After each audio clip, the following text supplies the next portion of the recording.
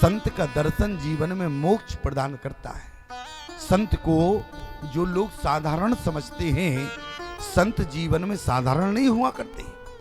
लोग बाबाओं को, महात्माओं को बवाल समझते हैं, लेकिन एक बात याद रखना, आपके जीवन में, आपकी जन्म पत्री में जितने भी दोष हों प्यारे, लेकिन मैं इस बात की गारंटी देता हूं, संत यदि आपके घर बिन बुलाए पहुंच जाए और आपने यदि संत का बिन बुलाए दर्शन किया, उसका चरणोदक पान किया, तो आपकी जन्म पत्री में जितने दोष हैं सारे दोषों से मुक्त हो जाता है वो प्राणी। ऐसे संत का दर्शन हुआ करता है।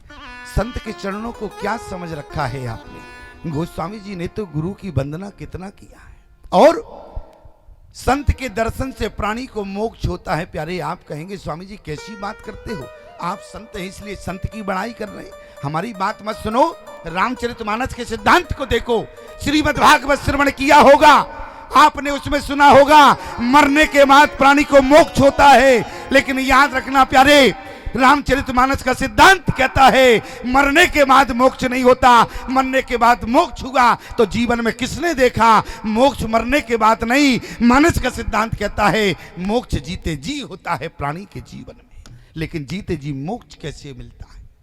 विचार करना। जिस समय राम जी को 14 वर्ष का वनवास हुआ और हमारे राम जी का भरद्वाज मुनि के आश्रम में पहुंचना हुआ, भरद्वाज मुनि ने कहा, बोले राम, तुम्हारे चरणों को देखकर नहीं लगता कि तुम्हें वन में आना चाहिए था। राम जी ने कहा, बोले गुरुदेव क्षमा करना, बोले हमें वन में आने का कारण है। कारण क्या है? बोले हमारे यहाँ एक बंटवारा हुआ है। ध्यान से सुनना प्यारे, बोले हमारे यहाँ एक बंटवारा हुआ। राम जी से कहा, बोले तुम्हारे यहाँ एक बंटवारा हुआ? अरे राम, तुम्हारे यहाँ भी बंटवारा होने लगा? अरे समाज में बंटवारे होते हैं, लोगों के यहाँ चल अचल संपत्ति का बंटवारा होता है।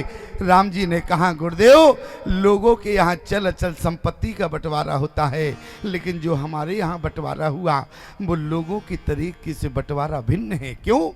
बोले लोगों के यहाँ केवल चल अचल संपत्ति का बंटवारा होता है, लेकिन हमारे यहाँ चल अचल संपत्ति का बंटवारा नहीं, बल्कि अर्थ धर्म काम मोक्ष चार का बंटवारा हुआ। राम जी के यहाँ क्या क्या बटा? अर्थ धर्म काम मोक्ष। ध्यान से सुनना। उसी समय भरद्वाज मुनि ने कहा, बोले राम, तुम्हारे यहाँ अर्थ धर्म काम मोक्ष का बंटवारा हुआ, बोले फिर अर्थ किसको मिला? उसी समय राम जी ने क्या कहा? सुनहो प्राण प्रिय अरे भावत जी का, ओ देहु एक बर भरत टीका। भरत को अयोध्या की संपत्ति का अधिकारी बनाया गया। भरत को अयोध्या का अर्थ मिला। और ध्यान देना प्यारे, राम जी ने कहा, बोले गुरुदेव अयोध्या का अर्थ तो भैया भरत को मिला, बोले फिर धर्म किसको मिला? अब दो बातें हमारी ध्यान से सुनना। क्यों? क्योंकि लोग बहुत टीका टिप्पणी करते हैं प्यारे, और रामचरितमानस कोई पन्ने पलटने की चीज नहीं है। रामचरितमानस को आपको जीवन में समझना है। एक चौपाई गोस्वामी जी ने क्या लिखी, लेकिन उसमें आज तक नहीं समझ पाए। बोले सो सुनती ऋषि गयो सुखाई, देखो काम प्रताप बढ़ाई, सांझ समय सानंद नृप हरे गयो के कही गे। तो लोगों ने राजा दशरथ को कामी समझ लिया। क्यों? गोस्वामी जी ने क्या लिखा? बोले देखो काम प्रताप बढ़ाई। देखो, क्या देखना है?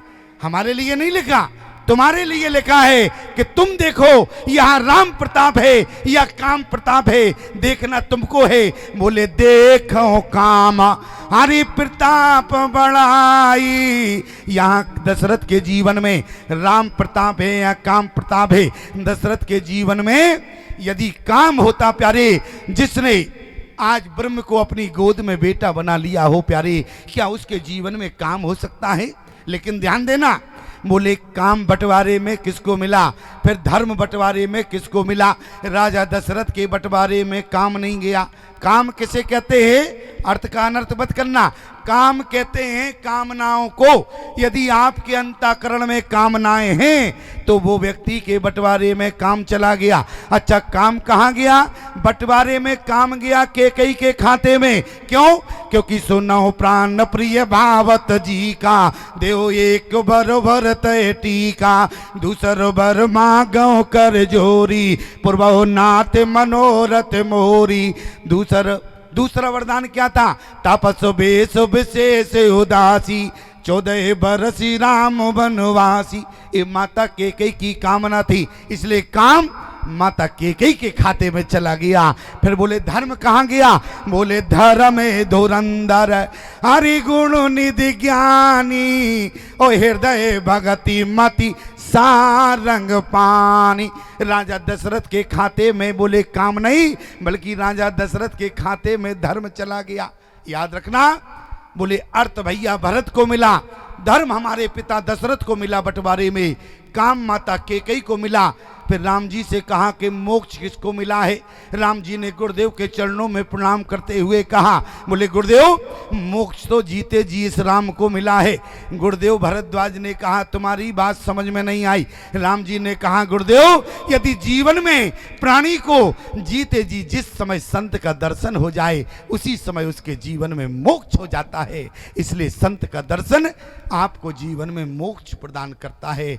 इसलिए राम जी ने क्या कहा, बोले मुनि गण मिलन विशेष बन, हरि सवई भांति हित मोर, ते मैं पितवायुष बहुर, सम्मत जननी तोर। राम जी ने मोक्ष को स्वीकार किया है प्यारे, और धरती पर आकर संत का दर्शन आपके जीवन में मोक्ष प्रदान करता है। इसलिए संत का दर्शन सामान्य मत मानना प्यारे।